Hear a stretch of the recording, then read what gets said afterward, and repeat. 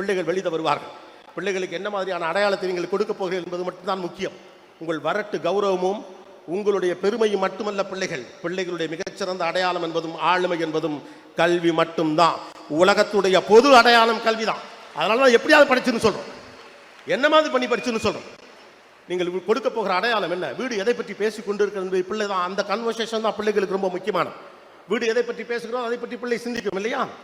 சமூக வெளியில் இருக்கக்கூடிய நெருக்கடிகளிலிருந்து பிள்ளைகள் வெளியேறி சரியான மனிதராக தேர்வு செய்யப்பட வேண்டும் என்று வீடுகள் அவர்களை வழிநடத்துவதற்கு தயாராக இருக்க வேண்டும். பிள்ளையின் படிப்பை தாண்டி பிள்ளையோடு பேசுவதற்கும் உரையாடுவதற்கும் தயாராக இருங்கள். பிள்ளைகள் பேசுவதில்லை என்று ஒட்டுமொத்தமாக குற்றம் வைக்காதீர்கள். பிள்ளைகளின் வயது அவ்வளவுதான். அவனாக இனிஷியேட் பண்ணி பேசக்கூடிய காலகட்டமெல்லாம் முடிஞ்சிருச்சு. அவனுக்கு நண்பர்கள் வட்டத்தோடு பேசுவதற்கான சூழல் இருக்குது. இன்னும் சொல்ல போனால் ஃப்ரெண்ட்ஸுகள்கிட்ட இப்போ பெருசாலும் அவங்க பேசுறது கிடையாது. சோஷியல் மீடியாவில் யாருக்கிட்டே பேசிட்டு இருக்காங்க, யாருக்கிட்டே சண்டை போட்டுக்கிட்டு இருக்காங்க, யாரையோ திட்டாங்க, அவன் இவனை திட்டவன் யாருன்னு இவனுக்கு தெரியாது, திரும்ப திட்டினா அவனுக்கு தெரியாது, அவனும் திட்டிட்டு போகிறான், இவனும் திட்டிட்டு போகிறான், மாற்றி பேசிக்கிறாங்க. அப்போ உரையாட மனுஷன் இல்லை. நீங்கள் கூகுளை விட எக்ஸைட்டடான ஒரு பேரண்டாக இன்னைக்கு இருக்க வேண்டியிருக்கு. டீச்சர்ஸ்க்கு அந்த பிரச்சனை இருக்குது. ஒரு காலகட்டத்தில் ஆசிரியர் வழியாகத்தான் இந்த விஷயங்கள் எல்லாம் தெரியும் என்று இருந்த நிலைமை மாறி அத்தனை வாட்ஸ்அப்ல வந்து போகிற காலத்தில் நாளைக்கு காலையில் இந்த சப்ஜெக்ட் எடுக்க போகிற வாத்தியார் சொன்னால் மோரால் நைட்டு சாட் ஜிபிட்டையும் கூகுள்கிட்டையும் ஏஐட்டையும் போய் எல்லா விவரத்தையும் கேட்டுட்டு மறுநாள் காலையில் கணக்கு வாத்தியாரை மடக்கலாம். அதுக்கு பேர் ஹீரோயிசம் நம்ம நம்புறான்.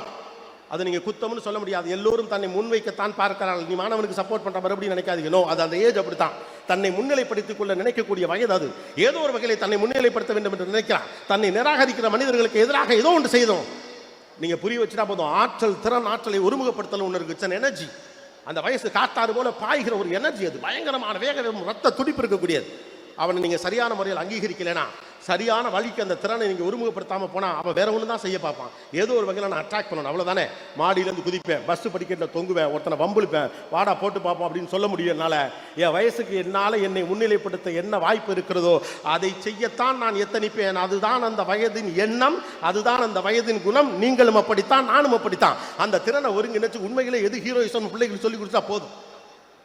படிச்சு பெரிய ஆளாகடா, சம்பாதிக்கலாம்டா, வீடு கட்டலாம்டா, கார் வாங்கலாம்டா, அதெல்லாம் வாங்கலாம், மேட்ரே கிடையாது. படிச்சு பெரிய ஆளாகடா. படிக்காதவன் 1000 பேரை படிக்க வைக்கலாம்னு பிள்ளைக்கு சொல்லுங்க. What is the purpose of education? நம்ம ப்ராப்பரா கம்யூனிகேட் பண்ணுங்க. அதிகாரத்துக்கு வா, 4 பேரை உருவாக்கு. நீ படித்தா 4 பேர் படிப்பான், உன்னை பார்த்து 4 பேர் ஜெயிப்பான், 4 பேர் 400 பேர் ஜெயிக்க வைப்பான், 400 பேர் 4000 பேர் ஜெயிக்க வைப்பான். அது 4 லட்சம் ஆகும், 4 கோடி ஆகும்.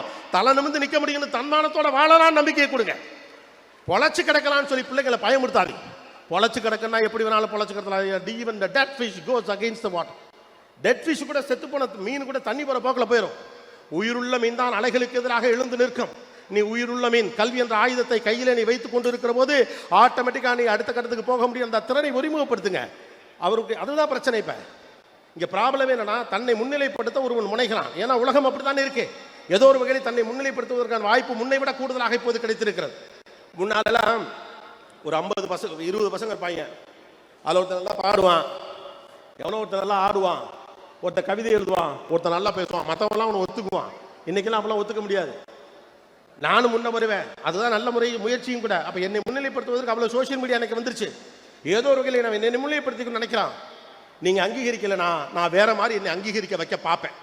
நீ என்னை ஒத்துக்கலையில உனக்கு எதிராக இப்போ that's a rebellious state of மைண்டுன்னு சொல்லுவான். அது ஒரு குழப்பமான மனசு தான். முதல்ல அதுக்காக தான் சொல்றேன், பிள்ளைங்களை ஏற்றுக்கங்க. 17 வயசுல பிள்ளை அப்படித்தான் இருக்கும். 16 வயசு அதுக்காண்டி அவன் வழி நடத்த வேண்டாமா? வழி நடத்துவோம். முதல்ல ஏற்றுக்கிட்டா தான் அவனுக்கு என்ன நல்லது செய்யலாம்னு நினைப்போம். குற்றவாளின்னு முடிவு பண்ணிட்டா கடைசி வரைக்கும் அவனை திருத்தத்தான் பார்ப்போம். நல்லவன் ஏற்றுக்கிட்டா தான் அவனை உயர்த்த பார்ப்போம், பிள்ளைகளை உயர்த்த பார்ப்போம். இதுகள் குற்றவாளிகள் அவனும் கிடையாது. ஒரு பிள்ளை திடீர்னு 17 வயசு நேரடியாக பிறந்து தப்பு பண்ணா பிள்ளைய குறை சொல்லலாம். புதக்கடீர் 16 வயசுல பூமிக்கு நேராக வந்து விழுந்து தப்பு பண்ணா பிள்ளைய குறை சொல்லலாம். 16 வருஷம் நீங்களும் நானும் பள்ளிக்கூடமும் அரசாங்கமும் ஊடகமும் குடும்பமும் சேர்ந்தானே பிள்ளைய வளர்த்துச்சு. அப்போ 16 வயசுல ஒரு பையன் தப்பு பண்றானா எப்படி பையன் மேலேயோ பொண்ணு மேலேயோ நீங்க தப்ப சொல்ல முடியும்? We have all the people have the responsibility.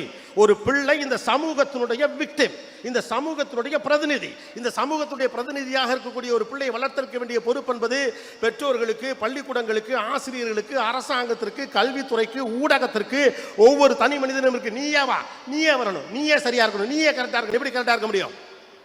என்னை சுத்தி 1008 டிஸ்ட்ராக்ஷன் இருக்கு. வீட்டில் அப்பா அம்மா அடிச்சுக்கிறாங்க, முன்ன பின்ன பேசிக்கிறாங்க, வந்து வேற ஆளுங்கெல்லாம் வேற விஷயம்லாம் பேசுறான். படிப்பை தாண்டி முக்கியமில்லாத விஷயத்துக்கு முக்கியத்துவம் கொடுக்குறான்.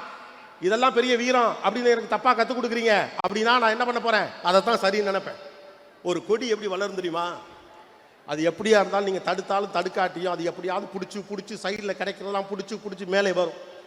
நீங்கள் அதை ஒன்றுமே பண்ண முடியாது. அப்படி தான் பிள்ளை. புத்திசாலி என்ன பண்ண தெரியுமா, கரெக்டாக ஒரு கொம்பை இங்கிட்டு வச்சு நேராக இந்த பக்கமாக இழுத்து விடுவான். பிள்ளை எந்த திசைக்கு போக வேண்டுமோ அந்த திசைக்கு இழுத்து போக வேண்டிய பொறுப்பு நம்முடையது தான். மாறா நீயா ஒரு கொம்பை பிடிச்சி மேலே வாடா, வராதவெல்லாம் திறமசாலி இல்லைன்னு சொல்லாதீங்க. கடைசி பெஞ்சில் உட்காந்து உங்களுக்கு பொறுக்கி பையன், கடைசி பெஞ்சில் உட்காரவனுக்கெல்லாம் புத்திசாலித்தனம் கிடையாது, படிக்காதவனுக்கெல்லாம் பெரிய திறமை கிடையாது, அப்படிலாம் ஒன்று கிடையவே கிடையாது. யாருக்குள் என்ன ஒளிந்திருக்கிறது என்பதை கண்டுபிடிப்பது தான் நம்முடைய வேலை. Everybody have something in themselves. உங்களுக்கு மட்டுமே தெரிந்த ஒன்று அவனிடம் இல்லை என்றால் அவன் புத்திசாலி இல்லை நீங்கள் நினைக்கக்கூடாது. உங்களுக்கு தெரிந்த ஒன்று உங்கள் பிள்ளைக்கு தெரியாமல் இருக்கிற பட்சத்தில் அவனுக்கு அது தெரியவில்லை என்பதற்காக அவருக்கு அறிவில்லை என்று அர்த்தமாகாது. அவன் விளையாட்டு வீரனாக இருக்கலாம், கவிதை வரலாம், கணக்கு வரலாம், வேற ஒரு டெக்னாலஜி சம்பந்தப்பட்ட புத்திசாலித்தனம் அவர்களிடம் இருக்கலாம். அதை கண்டறிவதற்கான வாய்ப்பு இருக்கலாம். வரும்போது கலெக்டர் என்கிட்ட ஒரு பாம்ப்ளெட் இந்த புக்கு கொடுத்தார். அந்த புத்தகத்தில் பிள்ளைகளுடைய திறன் மேம்பாடு குறித்த வாய்ப்புகள் இதெல்லாம் இங்கே தான் நிறைய நடக்குது. ஆக்சுவலாக நம்ம தான் பெருசாக கவனிக்காமல் இருக்கோம். படிப்பு வராத பிள்ளையை என்ன பண்ணலாம் அப்படின்னா கைவிட்டலாமா? படிப்பை தாண்டி அவனுக்கு என்ன வருகிறது என்று யோசிக்க வேண்டிய பொறுப்பு நமக்கு இருக்குது. படிப்பை உனக்கு படிப்பு இல்லை, நீ மக்கு அப்படின்னு முடிச்சுட்டு அவன்கிட்ட என்ன டேலண்ட் இருக்கோ அதில் வளர்த்து விட்டா வளர்ந்துட்டு போகிறான், முடிஞ்சு போச்சு. அப்படி தானே?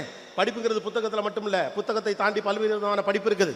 இங்கே ரொம்ப பெரிய சிக்கல் தெரியுமா, நம்மகிட்ட தியாகம் இருக்குது, அக்கறை இருக்குது, பணம் சொல்லணுங்கிற எண்ணம் இருக்குது, பிள்ளைகளை எப்படியாவது ஆளாக்கணுங்கிற கவனம் இருக்குது. ஆனால் பிள்ளைகளை எப்படி வழி நடத்தணுங்கிறதுல பெரிய குழப்பம் இருக்குது. உலகத்திலேயே அதிக மக்கள் தொகை வைத்திருக்கக்கூடிய ஒரு தேசத்தின் பெரும் பிரச்சனை என்ன தெரியுமா, பிள்ளைகளை எப்படி வழி நடத்துறது அப்படிங்கிறதா. இந்த திறமை என்பது இரு பக்கமும் கூர்மையான ஒரு ஆயுதம். சரியாக பயன்படுத்தவில்லை என்றால் இது வேறு பக்கத்திலே திரும்பும். நீங்கள் உங்கள் பிள்ளைகளுக்காக என்ன விட்டு செல்ல போகிறீர்கள் என்பதில் கவனமாக இருங்கள். உங்கள் பிள்ளைகளுக்கு வீடுகள் வழியாக என்ன சொல்லித் தருகிறீர்கள் என்பதில் கவனமாக இருங்கள். ஒரு புள்ள 3 பக்கத்தில் வெல் கனெக்டடாக இருக்கணும். இந்த பக்கம் புள்ள இருக்கானா, இந்த பக்கம் பேரண்ட், இந்த பக்கம் பள்ளிக்கூடம், இந்த 3ஓட கனெக்ஷன் இருக்கணும். அதான் உங்கள்கிட்ட விட்டுட்டு டீச்சர்னு சொல்லிட்டு ஒதுங்கிற காலம்லாம் முடிஞ்சு போச்சு. ரைட்டு தானே? பள்ளிக்கூடத்துக்கு பிள்ளை அனுப்புற பார்த்துக்க வேண்டிய பொறுப்பு பள்ளிக்கூடத்தில் ஒத்த கதையில் முடிச்சுட்டு போகலாம் முடியாது. வீடு தானே சரி பண்ணணும், ஆசிரியர்கள் சும்மாலாம் இருந்துட முடியாது. Everybody is a resource. நீங்கள் உங்கள் பிள்ளைய சுப்பிரமணி, சண்முகம் ஏதோ ஒரு பேரை வச்சுக்கோங்க. அவன் ஒரு ரிசோர்ஸ், இந்த தேசத்திற்கான ரிசோர்ஸ், இந்த மாநிலத்துக்கான ரிசோர்ஸ். அவன் ஒரு சயின்டிஸ்ட்டு, அவன் ஒரு ஸ்போர்ட்ஸ் மேனு, அவன் ஒரு அரசியல்வாதி, அவன் ஒரு மீடியாக்காரன், அவன் யாரோ ஒருத்தி இல்லையா? she or he is a resource of the state, of the country.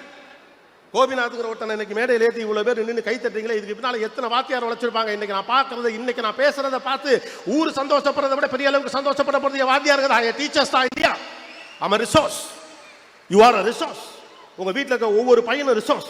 அந்த முரண்டு பிடிக்கிற பையனும் ரிசோர்ஸ், முரண்டு பிடிக்கிற பொண்ணு ரிசோர்ஸ், படிக்க மாட்டேன் உங்ககிட்ட சண்டைக்கு போற பையனும் ரிசோர்ஸ், படிக்கட்டில் தொங்குறவனு ரிசோர்ஸ். அவனை ரிசோர்ஸை மாற்ற வேண்டிய பொறுப்பு உங்களுக்கு இருக்கு, எனக்கு இருக்கு, சமூகத்துக்கு, பள்ளிக்கூடத்திற்கு, கவர்மெண்ட்டுக்கு இருக்கு. Society is that everybody is responsible to raise a kid in a proper way. Don't abandon the kids.